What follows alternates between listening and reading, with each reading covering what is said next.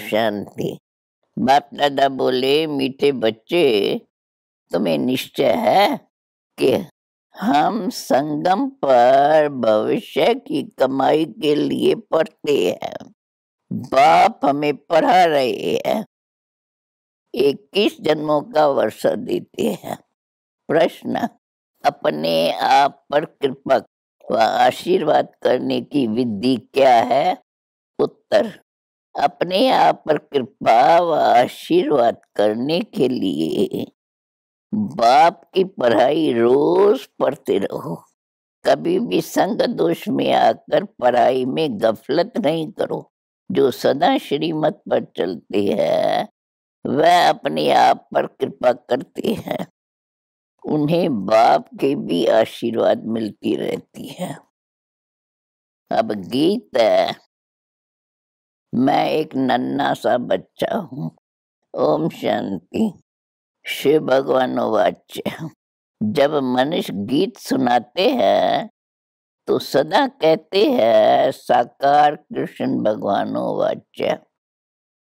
बाप आकर समझाते हैं, तुमको अब मैं राजाई प्राप्त कराए रहा हूँ इस राजयोग और ज्ञान द्वारा। कृष्ण तो था ही सत्य का प्रिंस। मुख्य है यह भूल गीता में। तुम बच्चे जानते हो शिव भगवान हमको पढ़ा रहे हैं। शिव जयंती भी गाई जाती है। यूं भी जन्मदिन मनाया जाता है। आत्मा का तो एक ही नाम चला आता है। बाप कहते हैं मैं गर्भ से जन्म नहीं लेता हूँ, मैं तो साधारण शरीर में प्रवेश करता हूँ। जब आत्मा शरीर में प्रवेश करती है तो अंदर चुरपुर होती है। मालूम पड़ता है कि अंदर आत्मा ने प्रवेश किया है। बच्चे के ऑर्गन्स चलने लगते हैं। यह बात अच्छी रीत समझनी है। और जो भी मनुष्य सुनाते हैं वे कब ऐसे कहते नहीं है कि हम आत्मा तुमको समझाती है। वह प्रसिद्ध है शरीर से। यह बाबा तो विचित्र है, इनको अपना शरीर नहीं है। शरीरधारी को कब भगवान नहीं कहना चाहिए। स्थूल व सूक्ष्म कोई भी हो, आत्मा इन ऑर्गन्स द्वारा याद करती है परम पिता परमात्मा को। वह तो बैठकर मनुष्यों की बनाई हुई शास्त्र सुनाते हैं। यहाँ तो नई बात है। भगवानो वाच्य। भगवान कौन? जिसको सब भगत हे भगवान कहकर याद करते हैं। ब्रह्मा विष्णु शंकर के तो नाम जानते हैं। हे ब्रह्मा हे विष्णु कह पुकारते हैं। वह देवताएं, उनको याद करने से निराकार ही याद आते हैं। निराकार परमात्मा की ही बंदगी करते हैं।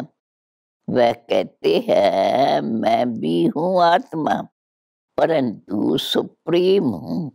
मेरा भी चित्र बनाते हैं। तुम आत्माओं के भी चित्र बनाते हैं। मंदिरों में बड़ा शिवलिंग भी रखते हैं और छोटे शालिग्राम भी रखते हैं, जिनसे ही सिद्ध होता है कि वह आत्माएं आत्मा परमात्मा के बच्चे हैं। बाप सदा बच्चों से बड़ा होता है, इसलिए बड़ा लिंग बनाते हैं। वास्तव में मैं कोई शालिग्राम बड़ा नहीं हूँ। आत्मा साइज में छोटी बड़ी नहीं होती है। मनुष्य छोटा बड़ा होता है, बाकी आत्मा जैसे तेरी वैसे मेरी आत्मा परम है, परे ते परे परम धाम में रहने वाली, ऊंचे ते ऊंचा परम पिता परमात्मा मनुष्य सृष्टि का बीज रूप है। बीज रचता को कहा जाता है। जैसे जड़ बीज लगाया जाता है, उससे पहले झाड़ निकल आता है।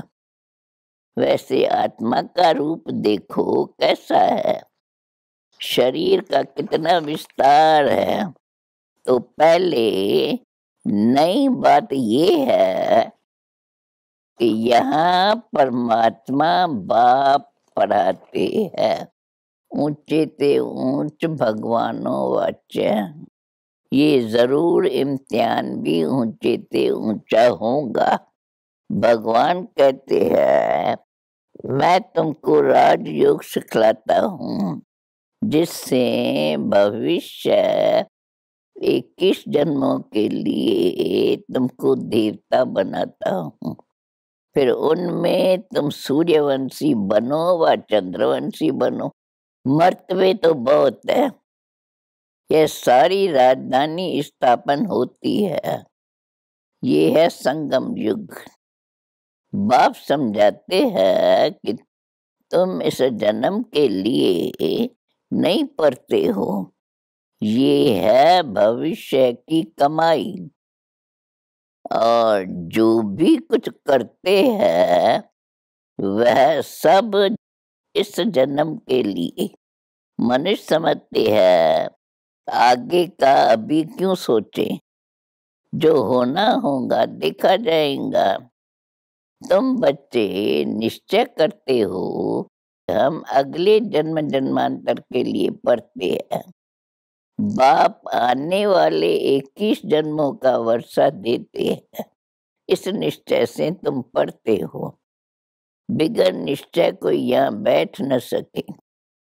यहाँ कोई पंडित आज नहीं पढ़ाते हैं, परंतु निराकार भगवान पढ़ाते हैं। आत्मा को खुशी होती है कि हमको बेहद का बाप पढ़ाते हैं। इनको अपना मनुष्य तन तो है नहीं। खुद कहते हैं मुझे निराकार को इस ब्रह्मा तन में ही आना है। यह अनादि बना बनाया ड्रामा है। तुमको बुद्धि में सारा याद आता है। मूल वतन में हम आत्माएं रहती है, और कोई मनुष्य की बुद्धि में यह नहीं आता होगा कि हमारी आत्मा परम धाम में बाप के साथ रहने वाली है, जिसको ब्रह्मांड कहते हैं। हम आत्मा है बिल्कुल छोटा स्टार, पूजा के लिए बड़ा बनाया है। बाकी इतनी बड़ी आत्मा यहाँ बिरकुटी में बैठ कैसे सकेंगी। कहते हैं बिरकुटी के बीच चमकता है अजब सितारा। स्टार कितना छोटा है। ये बना बनाया अविनाशी ड्रामा है। हर एक आत्मा में अपना अपना अविनाशी पार्ट ढूंढा हुआ है, जो हर एक अपना अपना पार्ट रिपीट करता है। इसमें जरा भी अंतर नहीं पड़ सकता। फिल्म में जो एक बार पार्ट हुआ वह फिर रिपीट होता रहेगा। इसमें भूल चूक हो नहीं सकती है। बातें बिल्कुल नहीं। कोटों में कोई ही समझते हैं। 8-10 वर्ष वाले भी पढ़ाई को छोड़ देते हैं। संग दोष लग जाता है। यह पढ़ाई ऐसी है जो जहाँ तक जीते रहो वहाँ तक ज्ञान अमृत पीते रहो। अंत तक यह पढ़ाई चलती रहे। ये पढ़ाई हम आने वाले 21 जन्मों के लिए पढ़ते हैं। बच्चों को यह नशा चढ़ता है कि हमको भगवान पढ़ाते हैं। कोई राजा का बच्चा हो और राजा ही बैठ उनको पढ़ावे तो कहेंगे हमारा बाबा महाराजा हमको पढ़ाते हैं। यह पतित पावन बाप जो हमको पढ़ाते हैं, राजयोग सिखाते हैं, अंदर सदैव बहुत खुशी रहनी चाहिए कि हम गॉडली स्टूडेंट गॉड फादर परमपिता परमात्मा से स्वर्ग का स्वराज्य ले रहे हैं। कितनी सहज बात है। परंतु इस पढ़ाई में माया के विघ्न भी बहुत पड़ते हैं। चलते चलते पढ़ाई भी छोड़ देते हैं। यह रूहानी पढ़ाई रोज पढ़नी पड़े। इसके लिए ही यह पाद प्रबंध रखा है। मनुष्य पढ़ने के लिए अमेरिका लंदन में भी जाते हैं। यहाँ तो घर में रहने वाले भी पूरा पढ़ते नहीं। समझते नहीं कि परमात्मा हमको योग सिखला रहे हैं।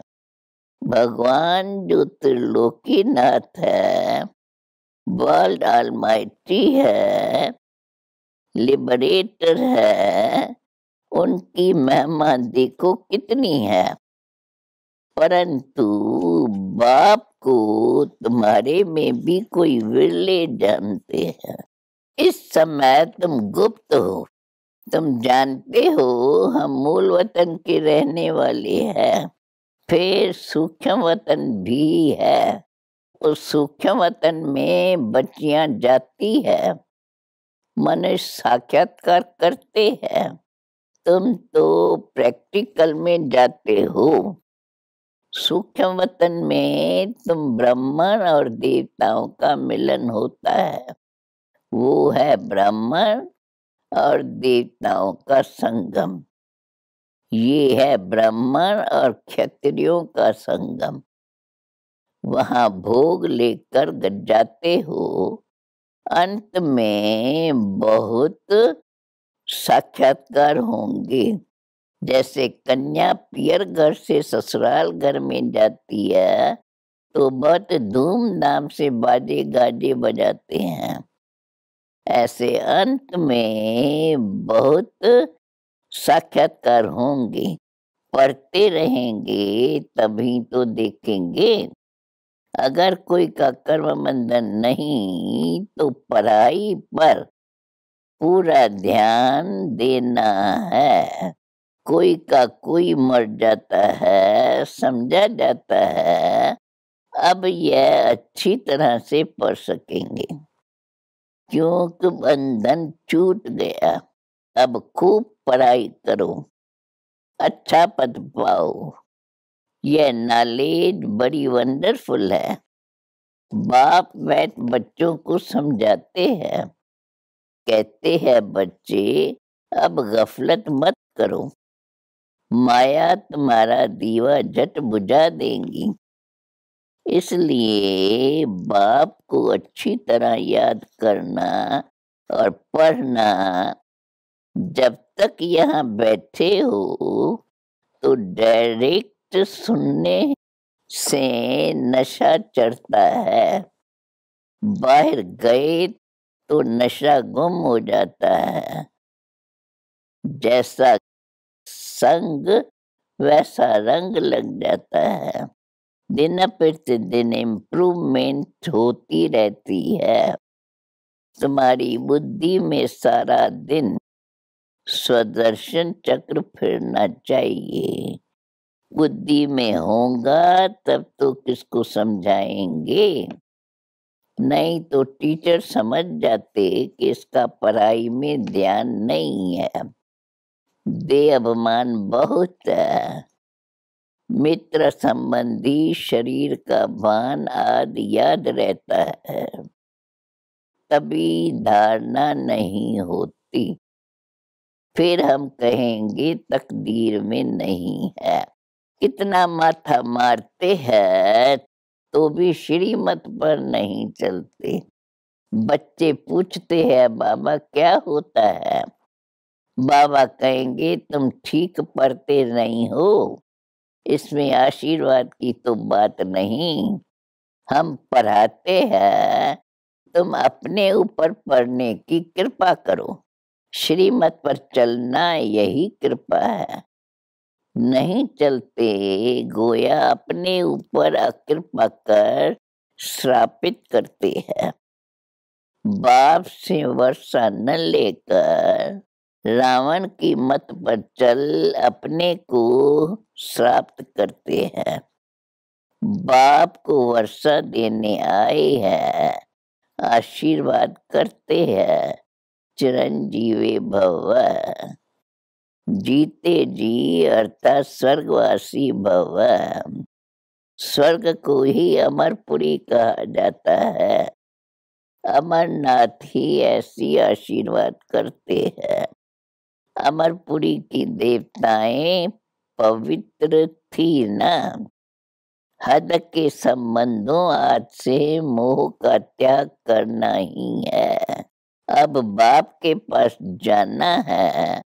बाबा कहते हैं देह के मोह से तुमको यहाँ की याद पड़ती है, इसलिए देही अभिमानी बनो तो अंत में तुमको मुक्ति धाम तथा सुख धाम की याद पड़ेगी। शांति धाम और सुख धाम ये है दुख धाम। आदि मध्य अंत, नई दुनिया, बीच की दुनिया और पुरानी दुनिया। जब आधा समय पूरा होता है फिर पुरानी दुनिया का नाम शुरू होता है। यह पुरानी दुनिया अब नई हो रही है। फिर से नई कैसी हो रही है वो आकर देखो, समझो। परंतु कोटों में कोई ध्यान देकर समझेंगे। हजारों लाखों आते, उनमें से दो चार निकलते, फिर भी ढीले हो जाते हैं। एक प्रदर्शनी से दो चार भी ठहर जाए तो अहो सौभाग्य। दिन प्रतिदिन यह प्रदर्शनी भी वृद्धि को पाएंगी। चलते चलते फिर रोज 10,000 भी आएंगे। बड़े चित्र भी होंगे, समझाने वाले भी तीखे होंगे। अंत में महिमा तो निकलनी है। कहेंगे हे प्रभु, आपके पतित दुनिया को पावन बनाने की गति सबसे न्यारी है। भक्ति की बहुत आदत पड़ी हुई है। देवाला मारा या कोई मर गया तो गुरु लोग कहेंगे देखा, भक्ति छोड़ दी तब ऐसा हुआ। मायावी विघ्न पड़ते हैं, श्रीमत छोड़ने नहीं देते। माया बड़ी मोहिनी है, कितने फैशनेबल हो गए हैं। समझते हमारे लिए यह स्वर्ग हो गया है। माया का पांप फल ऑफ रावण, तुमको अब स्वर्ग का ज्ञान मिला है। तब समझते हैं यह नरक है। यह रावण राज के पानी मिसल मर्ग तृष्णा समान है। दुर्योधन का मिसाल यह राज गया की गया। कलप की बात है। कलप कलप नई दुनिया होती रहती है और पुरानी दुनिया खत्म होती है। त्रिमूर्ति शिव भी ब्रह्मा द्वारा स्थापना कर रहे हैं। शंकर के द्वारा विनाश होना है। फिर जो राजयोग सीखते वही राज चलाएंगे। दैवी राज स्थापन कर उनके जन्म जन्मांतर पालना करते हैं। यह बुद्धि में धारणा करनी है, फिर सर्विस करनी है। सच्ची गीता के तुम पाठी हो। सुनना सुनाना, कांटों को फूल बनाना, तुम आधा कल्प के लिए दुख से छूटते हो। जैसे रविवार के दिन सबकी छुट्टी होती है ना, ऐसे आधा कल्प दुख से रोने पीटने से छूट जाते हो। अच्छा, मीठे मीठे सिकिलंदे बच्चों प्रेस, माता पिता बाप दादा का याद प्यार और गुड मॉर्निंग। रूहानी बाप की रूहानी बच्चों को नमस्ते। अवधारणा के लिए मुख्य सार, कर्म बंधन से मुक्त हो। रूहानी पढ़ाई रोज पढ़नी है। जहाँ तक जीना है पढ़ाई जरूर पढ़नी है। हद के संबंधों व देह से मोह का त्याग कर अपने शांति धाम और सुख धाम को याद करना है। संग दोष से अपनी संभाल करनी है। वरदान, मन बुद्धि संस्कार व सर्व कर्म इंद्रियों को नीति प्रमाण चलाने वाले स्वराज्य अधिकारी भव। स्वराज्य अधिकारी आत्माएं अपने योग की शक्ति द्वारा हर कर्म इंद्रिय को ऑर्डर अंदर चलाती है। न सिर्फ यह स्थूल कर्म इंद्रियां, लेकिन मन बुद्धि संस्कार भी राज अधिकारी के डायरेक्शन अथवा नीति प्रमाण चलते हैं। वे कभी संस्कारों के वश नहीं होते, लेकिन संस्कारों को अपने वश में कर श्रेष्ठ नीति से कार्य में लगाते हैं। श्रेष्ठ संस्कार प्रमाण संबंध संपर्क में आते हैं। स्वराज्य अधिकारी आत्मा को स्वप्न में भी धोखा नहीं मिल सकता। स्लोगन है, निर्माणता की विशेषता को धारण कर लो तो सफलता मिलती रहेगी। ओम शांति।